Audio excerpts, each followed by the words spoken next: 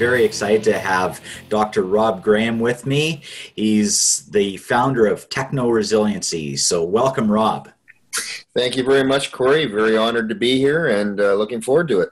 Yeah. So for those on the podcast that don't know Dr. Rob yet, I'm going to give you his bio.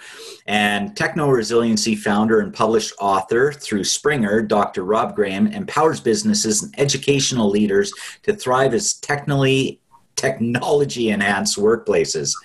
As a former assistant professor in the Faculty of Education at Nipissing University, an information technology and special education teacher in the public school system, Dr. Rob Graham brings the highest level of expertise to his innovative work in techno-resiliency. He holds a Ph.D. in e-research and technology-enhanced learning from the world-ranked Lancaster University in the UK and has developed an award-winning research-based theoretical lens. His approach to educating and supporting organizations and academic communities is steeped in practical, lived experience and spun into an impassioned, energetic delivery. As one witnesses his actions to enable organizational and community capacity for those with personal and professional mandate to be great, becomes clear why Dr. Rob is the techno-resiliency titan.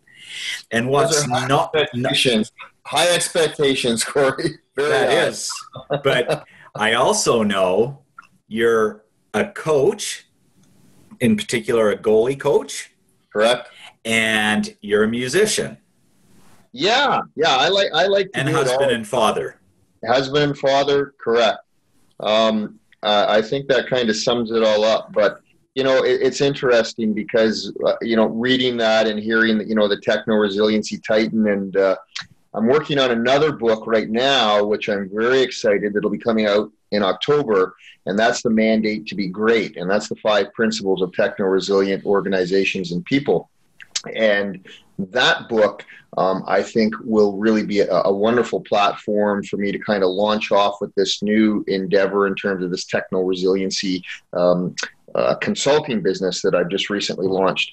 So, but going back to, you say being coach, and the interesting thing is the book and the research that I've done is really focused on my work in education and in working with organizations.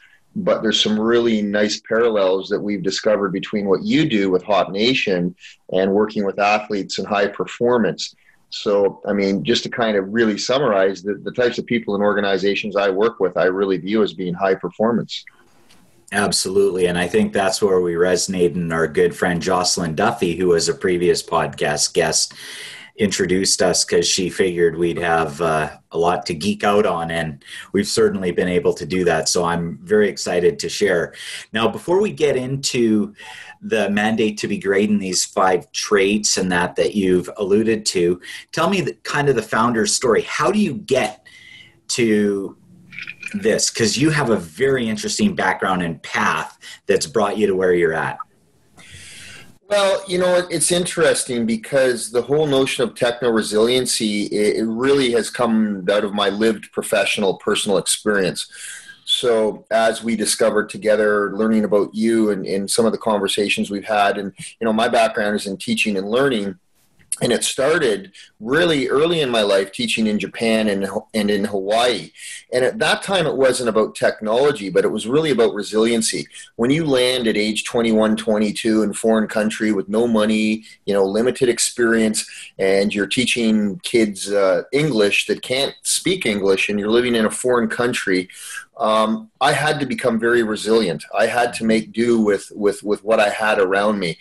And likewise, when I was teaching physical education in Hawaii at a little private school, I recall the story of I discovered a set of hockey sticks, floor hockey sticks, underneath the basement of this old school, and I had kids from all over the world, and teaching them how to play floor hockey on an outdoor basketball court. So I really had to dig deep, and I think for me the seeds for resiliency were sown early in my career.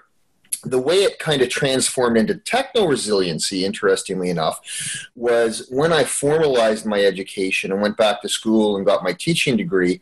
I became a special education teacher for my first 4 years. But what happened was, at that time, computers were just slowly starting to kind of weave their way into the education narrative.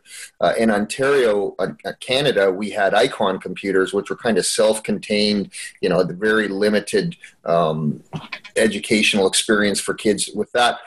The education technology teacher was retiring, and the principal asked me if I would be willing to step in and take over the information technology department. True story, and I write about this in the book, is I said to Joyce Chappell, the principal at the time, that we're merging into a PC-based world, and I just don't see myself being able to responsibly educate students using these kind of old, outdated computers. I said I would want to have a networked computer lab. I want an experience for the students that's current. And she said, "Well, you realize we have no funding for something like that." And I said, "Well, I'm going to make it happen and make it information technology happen." Cut the story short, but I ended up going and salvaging computer parts from dumpsters of organizations, old 386 computers. Myself and a friend who was a computer engineer, because I didn't have the technology background to do this, we created one of the first networked computer labs, literally from nothing. And so there was where the seeds of techno-resiliency were really planted. How can you do something with nothing? Where does that inspiration, where does that professional imperative, as I call it, and mandate to be great come from? So I guess, to kind of say where that came from, in a nutshell, that's where it came from. I love it. Now, to even back up a step here, how would you define techno-resiliency? Because we're throwing the word around, but for those that haven't had a chance to look into it, can you define techno-resiliency and what that means to you? Yeah, well, what I'll do is I will actually, when you go to my website, it's kind of up there, first and foremost in terms of a definition. But you're right. Like, people will always say, well, what is techno-resiliency? Well, what is that word? Because it's a very sexy word, right? And it's a word that captures your attention and your imagination. But when you kind of dig deeper, I'm going to read for you exactly the definition that you'll find in my upcoming book. But in terms of how I explain it depends on the audience. And I think for this audience, I think it'll resonate. But what you will find, techno-resiliency essentially means cultivating a capacity for thriving in a technology-enhanced world, but really it's maximizing existing resources and team efficiencies. So what you're trying to do is minimize costs and the complexities that used to be what I regarded as barriers, but we'll talk about that a little bit later, but I now call lack ofs. So really what you're doing is you're maximizing internal organizational efficiencies, reducing costs to try to thrive in a technology-enhanced world where technology can be expensive. So I'll dig deeper into that as we go along, but in a nutshell, that's really what it is. Well, and now with this pandemic that we're in, because we're recording this the beginning of September 2020, the whole remote workforce and the use of technology at this stage has taken on a hyper role. Like, it's just magnified tremendously. So the idea of techno-resiliency is so important to individuals as well as corporations. And it's huge. And the premise for my research and what I did, which in itself I think is pretty interesting. So I was really focused on looking at the professional practices, looking at what people do. So when in high performance, we talk about what is motivation. Well, we can look at motivation from an internal standpoint in terms of internally, but we can also look at, what's going around outside. Well, I've always focused my research and my work on examining what are the actual professional practices. So you might find this really cool, but when I started my doctoral thesis in England, I already went in there, conceptualizing. I knew what I wanted to look at. I knew what I wanted to research. And I was exposed early in my academic career to Norman Garmancy. Now, this I find very, very interesting. I was just captured by this. I was originally studying in child and development, and Norman Garmansey, more than 20 plus years ago, had this theory of resilience vulnerability. And what he was really interested in is he said, hey man, what if we could look at and somehow define how kids that are brought up in a very, I'm going to use the word desperate living situation or impoverished. And if we could somehow study kids that for some reason and somehow are able to come out of this impoverished upbringing, but somehow become successful. And if we could then study and follow those kids and then capture what they did, their resiliency, and then teach it to other kids in similar situations, right? And that's, now the resilience vulnerability model was a very, very, in terms of research, was very technical and very, very layered. But when I got into Lancaster in technology-enhanced teaching and learning, I said, what if I take the vulnerability part out of Garmansey's model and I say, hey man, what if I could study organizations, educational organizations at the time, that really didn't have much funding, they didn't have a lot of training, but they were somehow making inspired use of technology. And what if we could study those professional practices, put those under a microscope, and then teach them to other schools that seem to be struggling with the integration of technology? So what I did is I kind of redefined Norman Garmansey's kind of child and development techno-resiliency model. I focused on the actual resiliency and I flipped it into a technology kind of under a technology viewfinder, if you will. And so I immersed myself into a number of educational organizations that I determined with a team of professionals that somehow met some criteria for resiliency with the use of technology. And then I literally immersed myself in terms of a qualitative research experience. And I studied the professional practices and labeled them. I met with parents, I met with leaders, I met with teachers, I met with students. And really that's the result of that has been a research-based techno-resiliency format that I've been writing about and continue to kind of be very passionate about.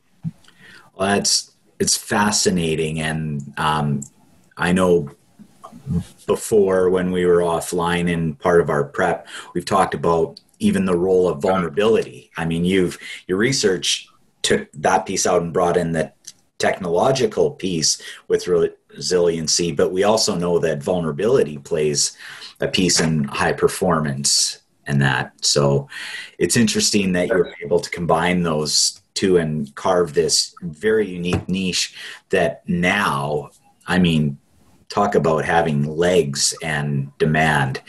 So looking forward to see, where this goes for you, Rob. Well, I think getting that book, I've been working with a good friend of yours and a good mentor, Jocelyn Duffy, and the Maven Agency. And so Jocelyn has been a tremendous mentor and inspiration in pushing me to get this book out. And we hope to have it, sometime in October. But the mandate to be great is kind of just articulating at another level, more specifically for organizations, what are the practices in the wake of this post-pandemic era? What are the practices that you can start and immediately implement in your organization so that you can overcome as opposed to being overcome by all the lack ofs that you're being faced with? Excellent. Now, let's talk about some of the 5 traits. You talk about the 5 traits of techno-resiliency. Can you go through those with us? Yeah, and I'll condense them. But the first trait is literally called the mandate to be great, and the mandate to be great really focuses on the notion that the leader has a very important role, and the leadership team in an organization has a very vital role in establishing the desire to inspire and what I call the professional imperative that the organization has to build itself around. And when I was researching, and keep in mind that all of these traits are research-based. These were things that came out of my time in the organizations that I was studying. So these were things that I saw actually happening. So number one, this mandate to be great, this professional imperative that I distinguish from motivation. The professional imperative was within the organization, this cultivated atmosphere where people wanted to do better, be better, and make those around them better. Now, the professional imperative, this mandate to be great, trait one, was largely enabled by a leadership team that kind of helped fuel this. That was kind of the extrinsic motivator. The actual employees and the professionals that I studied, they had this deep set kind of intrinsic professional imperative that was pushing them to kind of want to overcome the lack ofs. Okay, now I'll stop there really quickly because when you look at the research out there, it talks about barriers and the notion of barriers, right? Yeah. So in organizations, we talk about barriers. Well, one of the really important distinguishing features of my research and my work is the idea that I have said no more to barriers. I call them lack ofs, because when you think about it, when you think about what a barrier is, you think about something that's placed there that you can't scale, that you can't hurdle, that you can't get over. And what I noticed in the organizations I was studying, that you know what? They really weren't barriers because they wanted to overcome them, but they just didn't know how. In the organizations I studied, they found ways to overcome the barriers. So I kind of repositioned it, because I think when an organization sees something as a barrier, they might just stop and not even try to find ways and efficiencies to kind of to overcome those. So when you think of them as a lack of, it kind of changes mentally for an organization and employees. Okay, it's a lack of, we do have the internal capacity to kind of find ways around and through the lack ofs. When we think of a barrier, we think of, stopping, and that's it, man. Like there's no, right? So crash test dummy.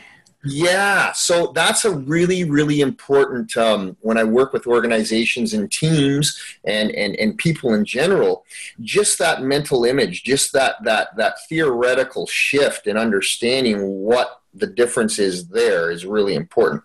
So trait one, really simply then, is looking at how does an organizational leader and his or her team and the people in that organization create a psychologically responsive workplace? Okay, because that's kind of what fuels the professional imperative. And that's that mandate to be great you're talking about. Mandate to be great, man. I mean, that's the mandate to be great. And that's, I have the chapter called Commitment to Excellence. So, well, there you go. Same thing. Excellent. And your lack ofs, Tim Galloway, the inner game of tennis, talks about interference. Yes. So it's not a barrier, but it's interference or a distractor. I think Dr. Shirzad at USC or Stanford with positive intelligence talks about saboteurs, right? Yeah. And judgment and kind of those inner beliefs we have that can hold us back and cut in, right? Exactly. And it was really interesting because the people that I was interviewing and working with, because I really immersed myself into the environments that I was researching, it was just this really deep set desire to inspire, is what I call it. And I guess, in trait one, I talk about that desire to inspire, which is really important. And everybody talks about innovation in organizations and businesses. Well, for me, and the mandate to be great, inspiration is in an innovation. And when you read the book, you'll see how fundamental that is to my research, what I've learned and what I teach. And I think the other really cool thing about what I'm trying to do here is we live in a time where we all need inspiration. And, to try to take that level of inspiration and then see how it becomes the innovation, I think today people can really cling to that. We need that as a society. We need that as people. And we need that as organizations. So, there's no better time for me to kind of be taking this to that next level and then connecting with people like yourself in the hop. And so, it's really exciting. But I love it because that inspiration, I always think of someone that commits to a deathbed wish where someone says, I want you to do this. And if it's a loved one and someone you're personally connected with, no matter what, there is no barrier, no obstacle, nothing going to hold you back from doing whatever that commitment, whatever that wish was. And, that desire, but it's because of the inspiration behind it that really it's the wind behind your back, right? That's pushing you forward despite any limitations or challenges that may be in front of someone. You're almost supercharged, and it's like mountain biking now with the electric assist. Like people who would not be able to go up a hill can now go up a hill because they have this wind at their back or this assistance that comes with inspiration. Well, and it also serves from a research standpoint. I was able to get, as a musician, backstage passes to organizations, because when you're going in there and you're looking at spotlighting what you're doing well, and you're looking at spotlighting professional practices that are resilient, and when inspiration is kind of at the foundation of what you're trying to do, well, that's a little different than coming and saying, hey, I want to take a look at the vulnerability aspects of your organization, right? So the fact that, I have been focused on that, really did allow me some of that backstage pass access. But the second trait was one that you were really curious to know a little bit about, and it's basically know what, know how, but you better know where. But the thing is, it's N-O what, N-O how, but K-N-O-W where. Okay, so what this is, this trait was something that I discovered in my research in working with professionals that they didn't have all the training, they didn't have all the knowledge, but they had a deep set professional imperative that they wanted to overcome the lack of, and they wanted to do better. They wanted to do better for their organization, but they also really wanted to do better for the students they were teaching. But what they realized is they didn't have to know it all. And in the 21st century, in a technology-enabled workplace and world that we live, you don't need to know it all. But what you do need to know is you need to know how to find the information. You need to know how to authenticate the information and ensure that it's reliable and valid. So the fact of the matter is, when I'm working with agencies and organizations and training them on the mandate to be great and the 5 traits, it's coming to an understanding that today you don't need to cram your brain with useless information. Mm-hmm. You're better to equip your employees and your organization with the capacity to know where and how to find information in a timely fashion that's authenticated and relevant and current. And now with people working from home, or what I call homework, right, you have to do your homework. And part of doing your homework is this really vital understanding that comes from trait 2. And again, this was an actual professional practice and understanding that some of these techno-resilient organizations had, right? And why I think this is important, Corey, is if we look at the education system today, I still, as a former educator, I kind of, think there's a lot of room for improvement, because I still find that we're not teaching kids nethical. I love that term, nethical behavior. So the word internet with ethics, right? So teaching kids nethical ways of finding information online, mm-hmm. authenticating it, and then validating it. And we would be better spent teaching our kids nethics and this notion of know what, know how, know where, as opposed to cramming their brains with useless information and facts that really don't matter. So I don't know. I love it. If that makes sense, but yeah. I learned something new, nethics. I mean, I'd never heard that before, but it's fantastic. And, as someone with, 2 young daughters, this is of primary concern to me, especially because, education right now, there's a huge technical component. Even before, the pandemic has made us a little more remote and relying on technology more, it was still a huge part of the movement, and that in developed countries especially. So trait number 3, let's go to trait number 3. So barriers, bridges, and breakthroughs. So the interesting thing about that one is I discovered through my research and my work with these professionals that they really did see barriers differently. Okay, and that particular trait, I go through and explain that what's the metaphor, I call it. The metaphor is for nothing, barriers, really, when you look at it. So that one is really looking at and examining how these professionals saw barriers differently. I shifted the language as a result of that. And then I looked at some of their practices for how they actually overcame some of the barriers. One of the things that was so strikingly obvious in these techno-resilient organizations is the fact that they realized they didn't need to know it all. They had a capacity internally whereby they were willing to learn from one another, and they were willing to share, and they were willing to, what I say, care. And a lot of times, I used to begin as a university prof when I taught in the Faculty of Education. I always used to begin every single lecture with, do you desire to inspire?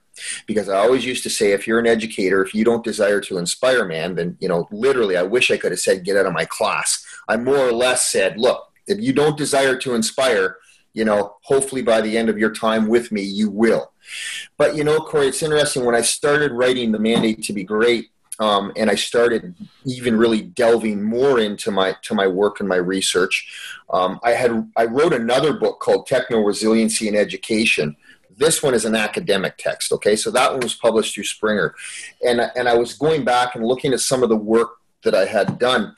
Now I have 2 questions. It's not just, do you desire to inspire, but what I learned through my research and working in these organizations, the second vital question is, do you desire to inspire, but are you willing to be inspired? Okay, so that's really, really important. So now I have 2 questions, and so it's not just, do you desire to inspire? Because in the organizations I work, man, they desired to inspire, but they were also willing to be inspired, and that is pivotal. And that was something that I noticed that was markedly different in these organizations. Is there was that reciprocal willingness to give and to share and to help in the training, but there was also a willingness to accept it and receive it and be on the other end. Now that's a really, really important, because what I observed on one day, I might find a professional leading kind of an impromptu workshop for a couple of teachers, right? And then the very next day, that same teacher was on the receiving end of a workshop or something from other educators. So now there's 2 questions, and that's vital. So that's trait 3, and I kind of unpacked that. Trait 4, creating the drive to thrive is basically looking at the unification of the organization, I call it. And then I get into some observations of the organizations whereby they were really, really willing to collaborate. And when I hear that, I think of team cohesion and team collaboration, which is part of the HOP model. So no wonder we geek out so well. Exactly. Now, I had a chance when I was studying in England at Lancaster to meet Etienne Wenger. And, I never thought in my life, Corey, man, like a guy who idolized athletes and sports my whole life, I never thought I'd get so excited to be sitting in a lecture hall for this academic rock star to come out, Like Etienne Wenger, he developed the notion of community of practice. Now, this guy, his work has really been inspirational to me, and it's been foundational to kind of, me even getting my doctoral thesis. So, I hats off to Etienne Wenger for his work.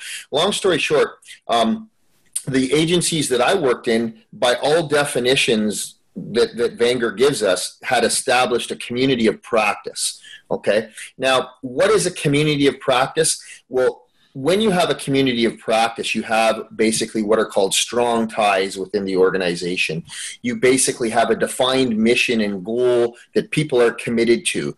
Okay. And so a community of practice is based around an inherent vision and goal and strong ties. Now, this is different than basically the 21st century conception of what's called a network. A network is based on loose ties, and we're all localized in that, you know, we have loose ties on a network, but a community of practice is built around a vision and some shared competencies. And so anyways, long story short, these agencies that I looked at had established a community of practice built around collaboration. And collaboration is not this sexy kind of non-messy thing. Not all organizations, in my experience, necessarily, without some considerable work, have the capacity to collaborate. So collaboration can actually lead to a lot of confrontation.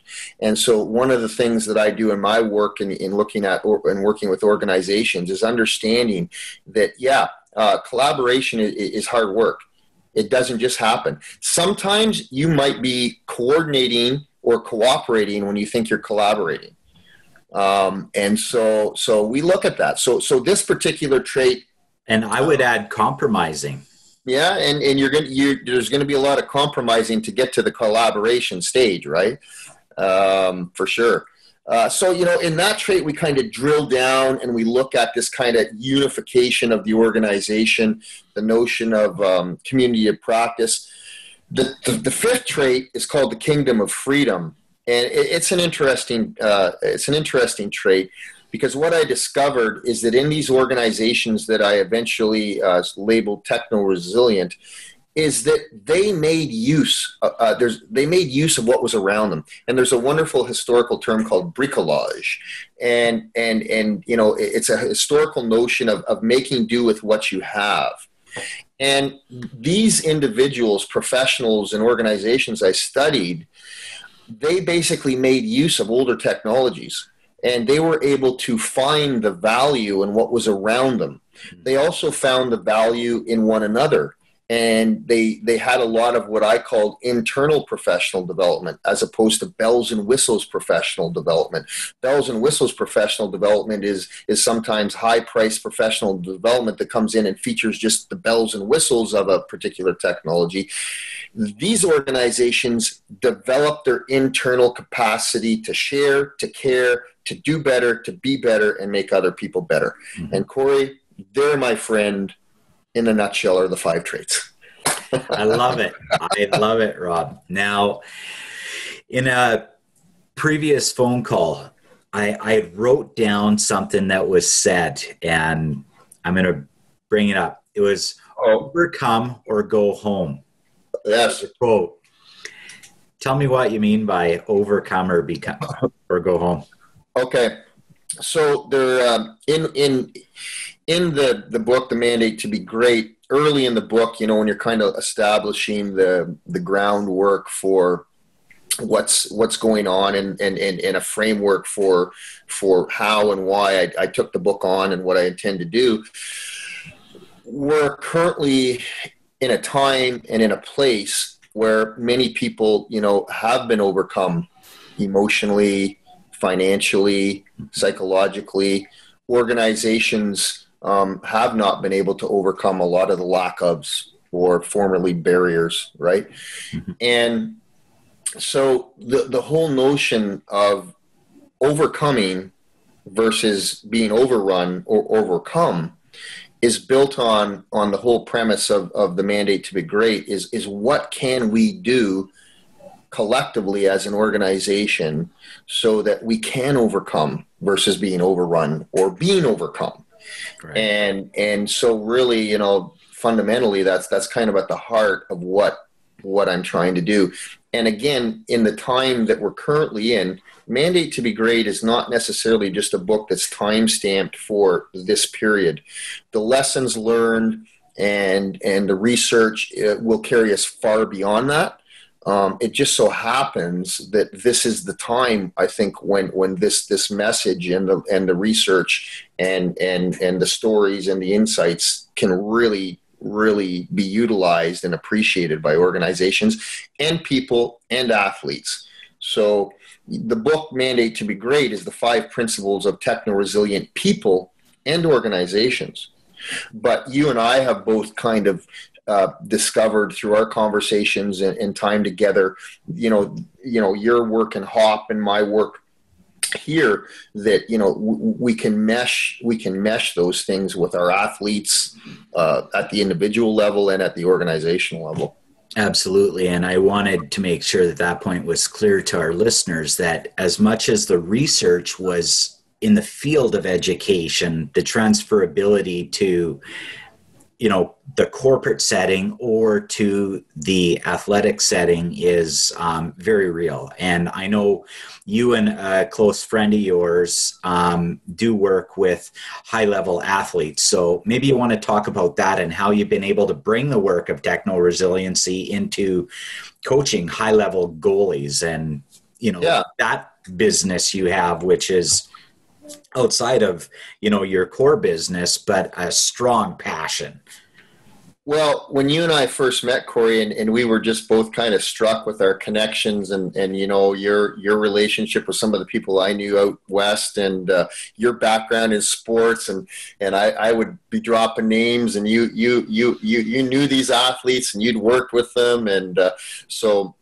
But anyways, I work with 360 goaltending and Danny Spence.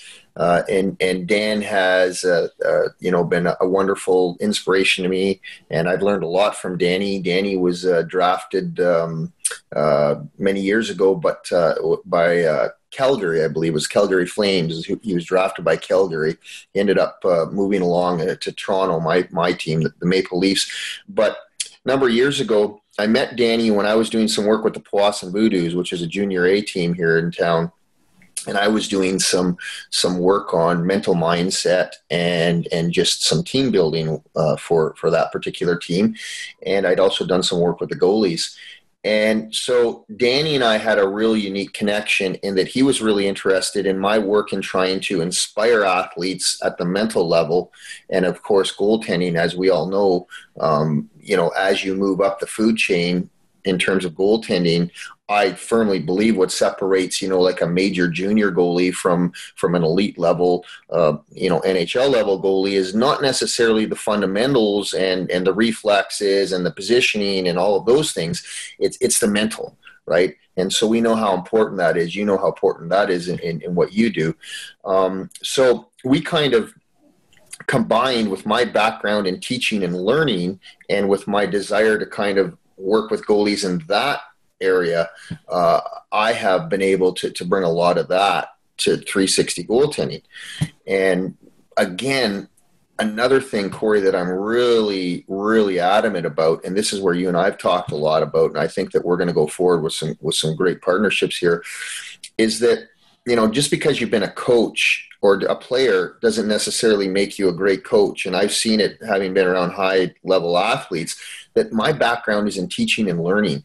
And having been an educator and a faculty of education, one of my missions going forward is to work with coaches to try to give them some deeper insights, almost like bringing them into a faculty of education and teaching them how to teach. And I think as coaches, having a deep understanding about how our athletes learn is really, really important. And I don't think that that's really been appreciated in our hockey development. I mean, we can somehow bring our coaches to have some of the training that I used to give and be a part of in a faculty of education. One quick insight on that is the whole notion of differentiation, the fact that not all athletes learn the same. But in hockey, as you know, Corey, and myself coming up through the system and having played, there tends to be, a one-way linear type of teaching in hockey, chalk and talk, right? And if you're not the type of athlete that basically can follow the X and O's on the board, or, then you're going to struggle, or you're going to have to find ways to compensate. So I think allowing our coaches some deeper insights and training into teaching and learning is something that I'm really excited about trying to bring into the conversation and into the hockey development.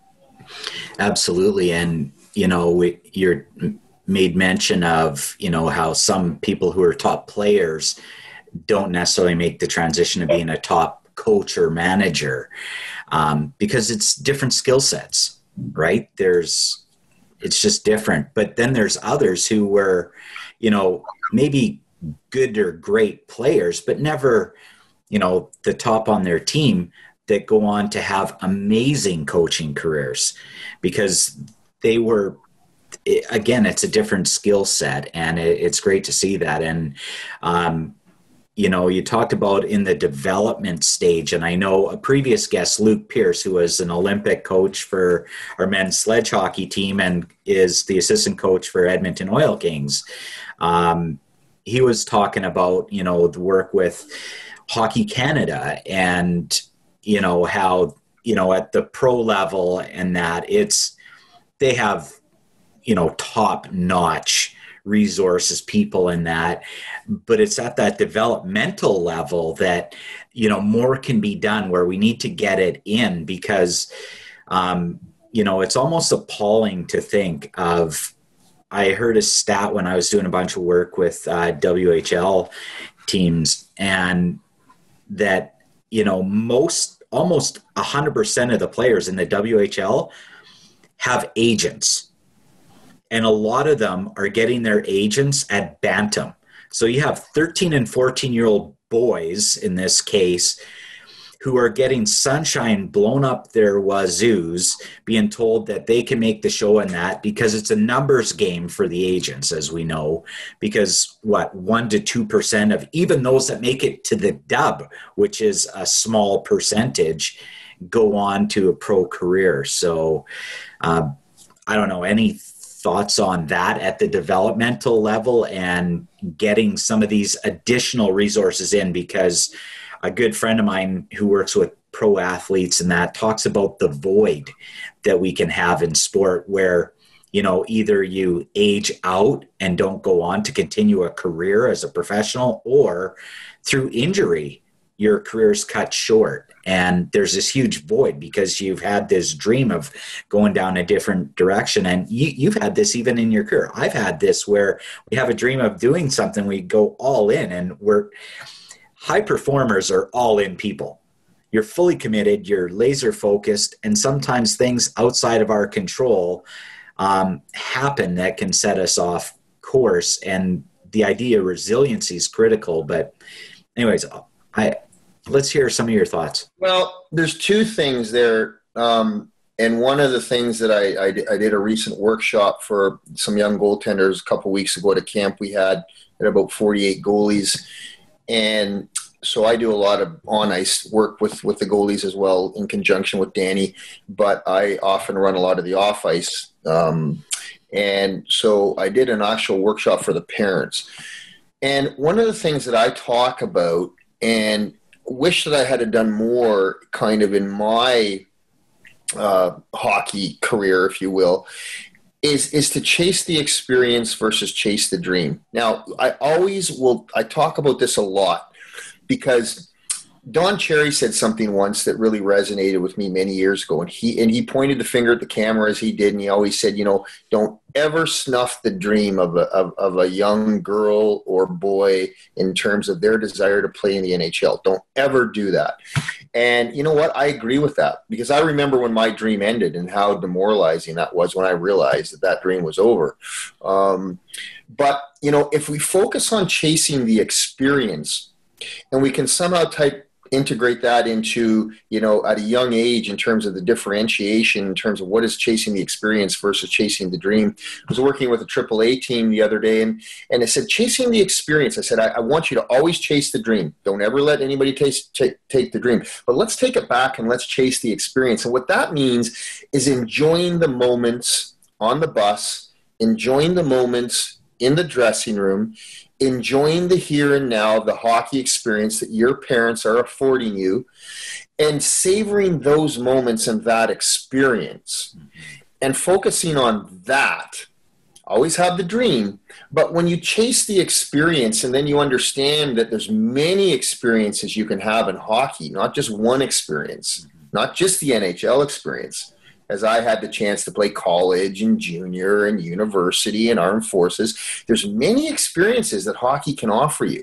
So I won't spend too much more time on that, but I think that's a really important distinction between chasing the dream and chasing the experience. I love it. And yeah, that success is a journey, not the destination too. And Yeah. we always think of the dream as this destination of achievement being attained, where really the success is going through the process and, Correct.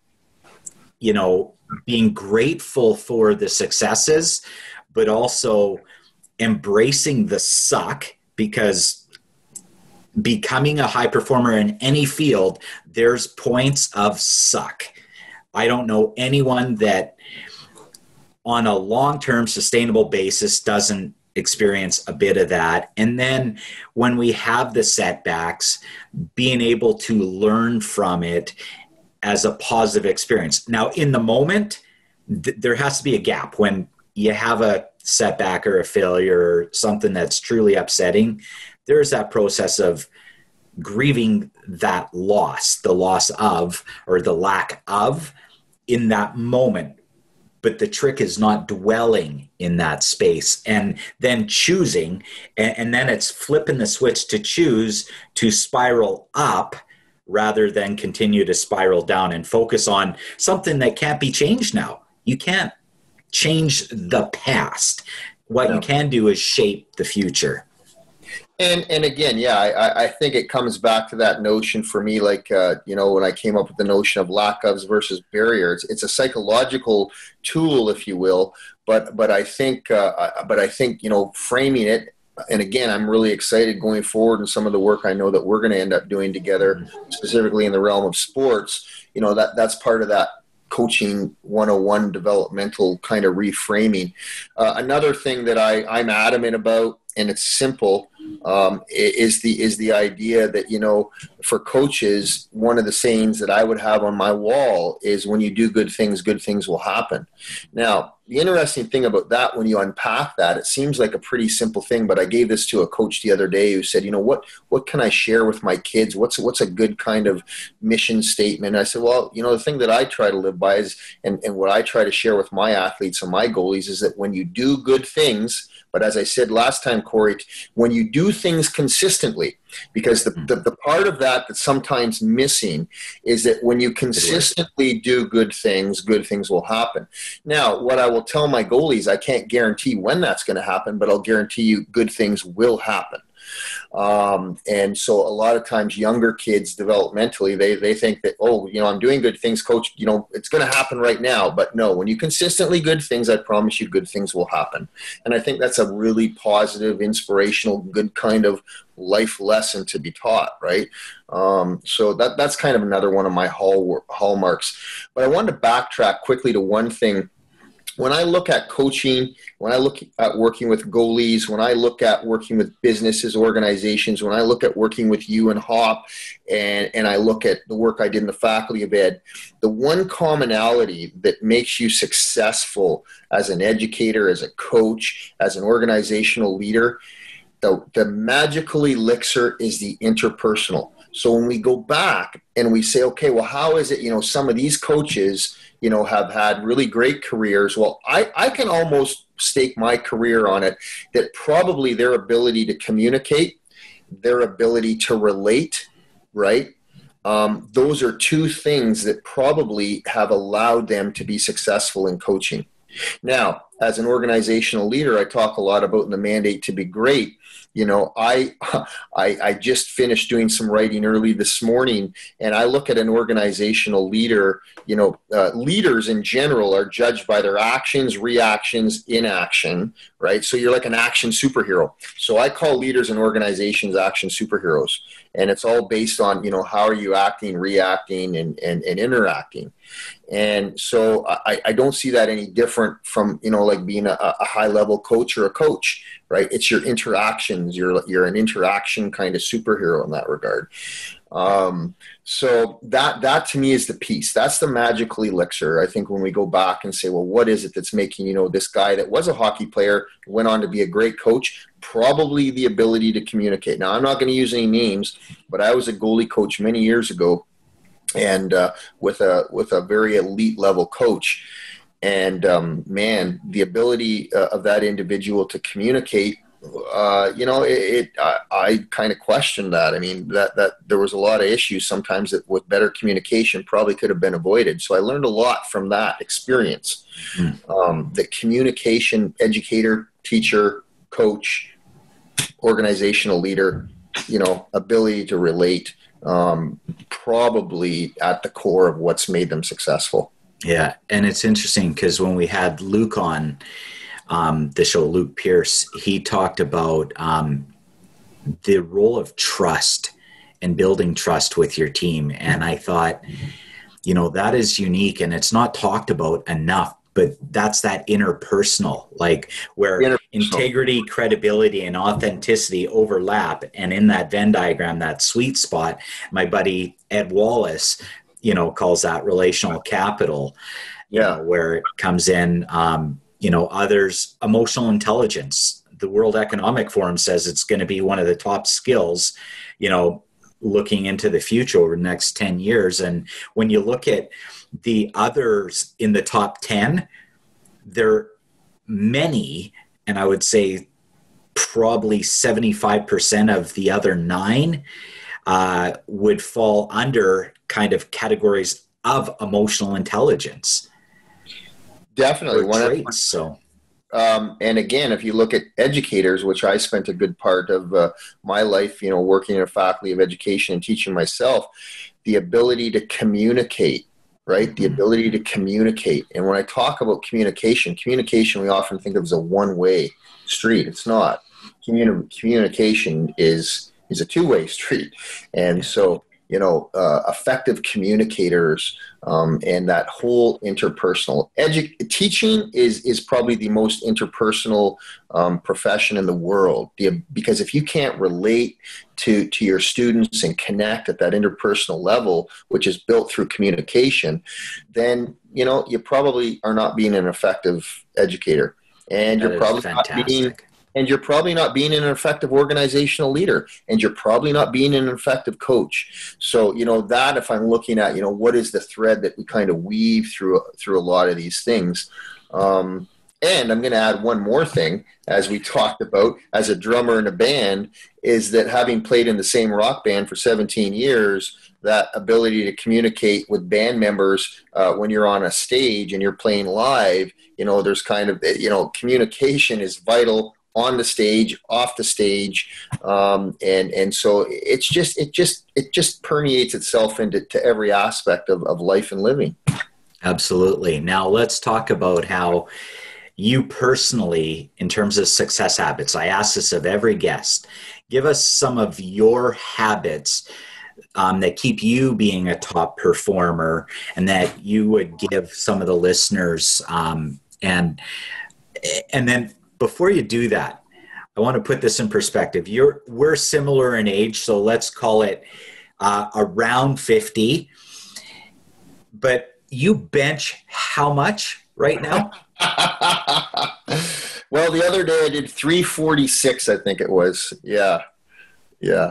Okay, so I mean, there's not many men on the planet there's not many people on the planet that can do that, let alone at, that 50-ish year range. So what are some of your personal success habits that have kept you resilient yourself, but able to perform and have that credibility with those that you're working with, high performers all the time? So you need to be a high performer yourself. So what is it you do to stay at that level? Well, there's a couple of things. First of all, and first and foremost, my wife is probably one of the cleanest eaters on the planet. She, so you work with athletes, Corey. I work with athletes. and it's really simple. I've never been a big drinker. I've always been somebody who drinks a ton of water. You always see me drinking. I stay hydrated. I think it's really important that you realize to perform on the ice, off the ice, academically, you've got to make sure your body's a chemistry set, and to keep that to keep fueled with the proper nutrition is really, really important. So whether I'm putting myself, through a 2-hour writing session, I get up at 5:55 every morning and I write for 2 hours, because that's when my brain, I seem to be most responsive and able to write. So, for one, I make sure I focus very diligently on the nutrition. Now, having said that, I do have a nasty sweet tooth, and my mother-in-law come Thanksgiving time, she normally makes one pumpkin pie for me and one for the family, just so you know. So, it's got pumpkin in it, and pumpkin's good for you. Like my wife says, yeah, but it's all the sugar and the butter. But having said that, so, simply put, nutrition and staying hydrated, whether you're an athlete, whether you're an academic, but it allows you to perform. I mean, and it's that's our fuel. It is. And it's our fuel. There's a reason why when you go to a drag strip, you have your stock division, then you have they literally call the top performers there the top fuel. Yes. Because they have the most high-priced, highest fuel. What you put in is going to be what you can get out. I've had the same for 30 years. My wife and I were just talking about this the other night with my daughter and her boyfriend. He's a volleyball player, and he said, Rob, what do you have for breakfast every morning? For 30 years, I've had the same spinach, protein, half a banana, L-glutamine. I've had the same shake. It's habitual. So the second thing that I would offer, in terms of what are high performance, strategies that you can enact is consistency. So when guys say, well, how do you get to bench that amount of weight? Well, I haven't been in the gym in 3 days because it's been a long weekend. And for me, I know that if I don't get to the gym today or tomorrow, that, at my age and stage, I have to remain consistent and I have to remain diligent. I can't take long periods of time off. Now, I respect the fact that recovery is super important today, but I also know that in order to attain levels of a high performance in whatever you're doing, you must be consistent in the endeavor. Okay. The other thing that I teach my goalies is time is a factor of nothing. And so you might say, what the heck does time is a factor of nothing? What does that mean? I had a staunchy old English professor when I studied at Lancaster who always used to say in his English accent, Robert, time is a factor of nothing. Time is a factor of nothing. And I always pretend I knew what it meant, but I didn't. I do now, though. And you will appreciate this, and I know you teach this too, Corey, is that, a lot of times I will have athletes say, well, I go to the gym for 2 hours every day. And I will tell them, well, I go to the gym for 1 hour every day. Because time is a factor of nothing. It's not how much time, it's what do you do in that time. Now, time is a factor of nothing in child and development basically means that, from a span of 0 to 5 years of age, it's not just things just don't happen. You just don't all of a sudden hit your developmental milestones at age 5. There has to be nutrition. There has to be it's what takes place within that time. Right, is really important. Well, we take that now to high performance athletes, and what we do, we also do tend to know that in a lot of our training today that we want more intense periods, shorter periods, right? And we train more that way today. So time is a factor of nothing is another one of my high performance secrets. It's what you do with your time. And then the final one, not to hog the time, but the final one, that I will say, and this one, man, I mean, it sounds so simple, and people are going to say, really? Is setting goals. But not everybody knows how to set goals. And I'll tell you a really simple story. Out of the 21 or 22 people that completed their Ph.D. at Lancaster, I think there was 4 or 5 of us. All right. So if I look at, that exhausting, mentally taxing process and how, some were able to achieve it. This is a true story. Every day I would go into my office at Nipissing University because I was still teaching 600 university students at the time. What I would do is I would take a simple, this was not even technology enabled, nothing. I would take a simple piece of paper and I would write down 3 things that I needed to do for my PhD every day. And it might be simply sorting a pile of research papers. It might simply be reading 1 page, but I made sure that I did something every single day, even if it was the most minute thing, because what that did is it kept me from falling into that trap of, once you lose the momentum. Right. But it's that consistency. It's tied to the other one on consistency. Yes, sir. And so even now, as I start to come to the end of this book that I'm really excited about, is every single day I have bookmarked 5:55 a.m. as my writing. Now, today I got up and I wrote 1 page, truth be known. But I spent 2 hours writing 1 page. Okay? Time is a factor of nothing. But having said that, I did get that 1 page, and it's 1 really good page, Corey. And Rob, the reality is you wrote 1 page more than I have today. And you wrote 1 page more than millions in Canada today. And it's not, that performance comes from the consistency of doing all the little things. So if you are faithful in the little things, the big things are just a natural outcome and continue to happen. And that's how we get up, that ladder.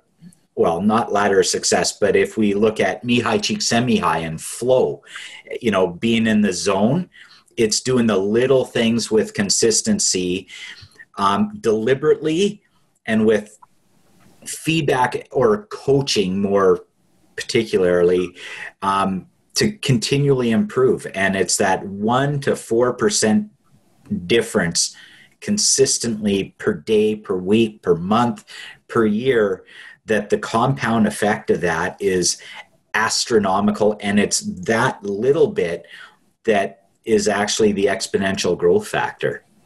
Fully agree. And, my nickname by a lot of people that have worked with me is go big or go home. So that intensity factor, when my hockey career kind of ended, I took up drumming, and, I had become a student and a scholar of drumming. I think, we talked about, I bought a drum kit from the Tragically Hip that I'm really proud of, and I've been backstage with the Hip. And so, I tend to immerse myself. I mean, if anything is worth doing, it's worth doing well. Now, sometimes you have to temper that a bit, and I've tried to get my 19-year-old to try to not necessarily be like Dad, because I am super intense, and I have gone big at everything I do. But you do have to have some balance there for sure. But I mean, if you are looking at talking, high performance, that intensity is so important. Again, time is a factor of nothing. But if you do something consistently and you do something with intensity, good things will happen. That I can assure you. Absolutely. So with that, what's next for Dr. Rob Graham? Well, I'm really excited. I have coming up early October. I'm doing, we'll call it a small launch, I guess, if you will, at this point for Mandate to be Great. I'm going to be doing a Zoom session with Lancaster University, and I'm looking forward to that. There'll be some corporate partners involved in that. Yeah. And make sure you give us the links, and we'll put that on the podcast notes so people can go and sign up and look into that. And we'll give them your website and along with our show notes. And then, of course, I'm just finishing off the last chapter. Hopefully that'll be get out for editing in the next few weeks. And then once Mandate to be Great comes out, I'm really excited to speak around that and to present around that. And I've got some great people I'm working with, and I just really have a good feeling that the message will be well received. And so that'll be a really great business card for me, if you will. And I'll be really excited to kind of work around that. So yeah, and of course with the rinks open now, I'm scheduled to be back doing some coaching. I run early morning sessions for goalies, and so I'm excited to be doing that. I've been back playing with my bands because apparently we're allowed to do that again. So I've got that on the go. And of course, I've got 2 girls that are going back into school and a wife who's a teacher. So life is good, Corey, but life is definitely busy. And I've got to try to get that bench press up, buddy. That's awesome. Well, I really appreciate your time today, Rob, and looking forward to seeing these future endeavors and doing a lot more together. I know it's a friendship we've just started, but looking forward to growing and, helping you with your future success. Well, thanks so much for having me on, Corey. Likewise, I'm really excited about what we're going to be able to do together. And so that whole collaboration piece, man, you can talk collaboration all you want, but if you're not willing to collaborate and inspire and be inspired, then, hey, what are you worth? Absolutely. Well, thank you very much, Rob, and thank you very much, Hop Nation. We look forward to seeing you next week.